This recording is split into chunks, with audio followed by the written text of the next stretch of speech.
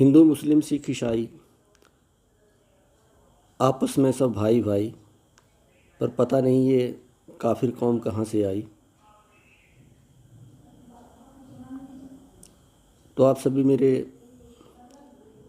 YouTube channel प्रेमियों को मेरी दोनों हाथ जोड़ के नमस्कार। प्रिय दर्शकों, पिछले महीना डेढ़ महीना पहले जो पहलगाम में हुआ, ये सब जो काफिर लोग, जो काफिर कौम एक पैदा होगी, उन्होंने मिलके काम किया। उसी दिन से लड़ाई छिड़ी। फिर हमारे आपस में धर्म और जातवाद को लेके घरेलू लड़ाइयाँ चली। तो आज की डेट में देश को ज़रूरत है एकता और एकजुट रहने की, और दूसरे मुल्कों से लड़ने की तो सरकार की अपनी है कि यदि कोई हमारे साथ गलत करता है तो उसके साथ करना पड़ता है, पड़ोसी देश तंग करता है तो उसके साथ निपटना पड़ता है, कोई दोस्ती का हाथ फैला रहा है तो उसके साथ दोस्ती करना पड़ती है। ये तो सरकार के हाथ की बातें। लेकिन हम बीच में आपस में अपने धर्म और जात पात को लेके ना बंटें। यदि हम आपस में ही एकजुट एकता के साथ नहीं रहेंगे तो हमारा पड़ोसी छोटी सी आँख खोल के देख रहा है, बड़े दूर से देख रहा है, क्योंकि वो इसी ताक में है कि ये टूटें और हम इनको ये करें। वो बड़ा दूरबीन से छोटी छोटी आंखें करके देख रहा है। आपको पता तो लग ही गया कि बात किसकी हो रही है। तो जब भी कोई घर टूटता है तो उसमें पड़ोसी का हाथ, देश के बीच में किसी प्रकार की लड़ाई का कोई ये बनता है तो उस पड़ोसी देश का हाथ। घर की लड़ाई ले लो, यदि अच्छा खाता पीता घर है, यदि किसी बाप के 4 बेटे हैं, एक अच्छा कमा रहा है, अच्छे पैसे ला रहा है, बाप को दे रहा है, तो पड़ोसन जो है छोटा सा उसकी घरवाली को हिंट दे देती है कि तुम तो नौकर हो, खाने पीने वाले तो दूसरे ऐश कर रहे हैं, छोटी सी चिंगारी लगा देती है। लेकिन पहले वाली जो हमारी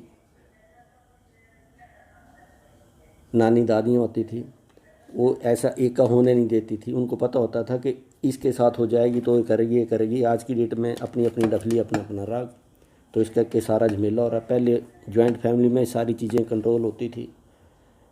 एक बाप के 10 बेटे एक ही घर में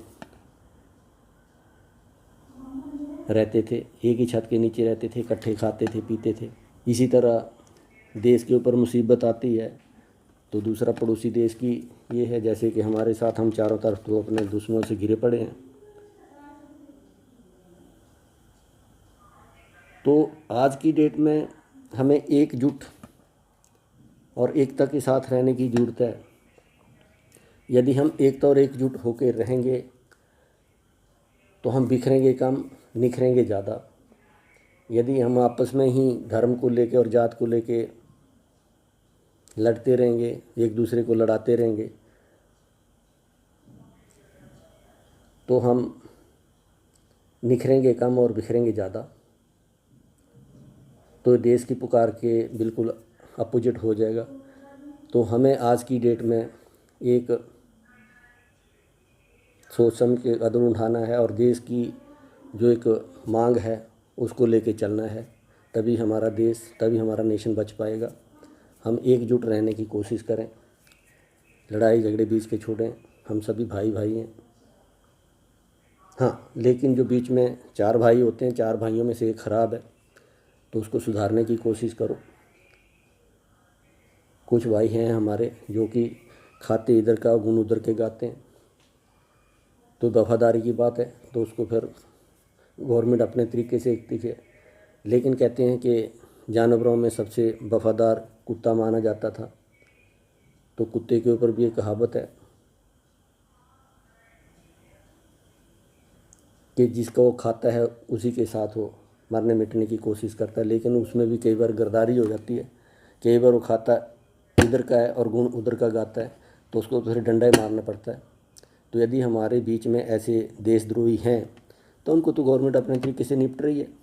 लेकिन जितने हम देशवासी हैं, देशभक्त हैं, हमें सभी एकजुट रहने की कोशिश करनी चाहिए और रहना चाहिए। ये देश हित में होगा, राष्ट्र हित में होगा। तो आओ हम सभी एक प्रण करें कि हम ना आपस में धर्म और जात पात में बटें। बाकी जो रही दूसरे पड़ोसी से निपटने वाली बात, उधर से निपटने वाली बात, वो अपनी गवर्नमेंट देख रही है, उसमें हमारी सेना बिल्कुल सतर्क है, गवर्नमेंट सतर्क है, उसमें आपको घबराने वाली बात नहीं है। लेकिन अंदर की लड़ाई को मत इतना ज़्यादा करो कि पड़ोसी इसका फ़ायदा उठाए। मैंने आपको पहले बोला था कि पड़ोसी छोटी सी आँख के नीचे की बड़ी लंबी देख रहा है, उधर से देख के सीधा मुंबई से लेके सऊदी अरब तक, यानी कि अपना उधर तक को निगाह रखे हुआ है। वो बड़ी छोटी सी आँख खोले हुआ है, लेकिन उसकी आँख खोलना बिल्कुल यानी कि बेकार, क्योंकि इंडिया एक पावरफुल कंट्री बन चुका है। तो पड़ोसी हमारा कोई भी पड़ोसी देश हमारा कुछ बिगाड़ नहीं सकता। India is a powerful country, लेकिन हमें बीच की लड़ाई को रोकना होगा। शुभकामनाओं के साथ मैं सभी देशवासियों से, अपने भाइयों, छोटे बड़े भाइयों से एक ही विनती करूँगा कि आओ हम सब मिलकर एकजुट रहें। ना हम धर्म की बात करें, ना हम जात पात की बात करें, एकता के साथ एकजुट होकर रहें, तभी हम निखरेंगे। नहीं तो हम बिखरेंगे ही बिखरेंगे। तो हमें बिखरना नहीं है, हमें निखरना है। तो जय हिंद, जय भारत।